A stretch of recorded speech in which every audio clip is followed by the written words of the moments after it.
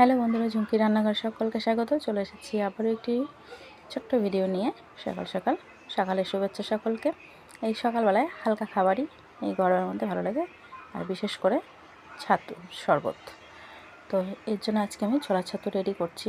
নিয়েছি একটা ছোটো পেঁয়াজ, কাঁচা লঙ্কা কুচিয়ে, অল্প বিট নুন দিলাম, স্বাদ মতো সাদা নুন, এবং দিয়ে দিচ্ছি 3 টেবিল স্পুন ছাতু, সঙ্গে পরিমাণ মতো জল দিয়ে ভালো করে গুলে নিচ্ছি।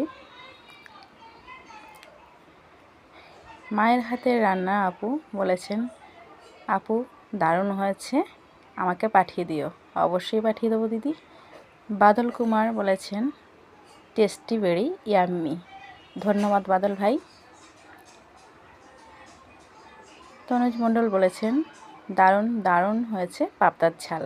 তনুজ মণ্ডলকে অনেক অনেক ধন্যবাদ। দেব বিশ্বাস বলেছেন, দারুণ হয়েছে, কতদিন খাইনি। অবশ্যই খাওয়াবো বন্ধু, এসো আমার বাড়িতে। সকলকে আমন্ত্রণ রইল আমার বাড়িতে আসার জন্য।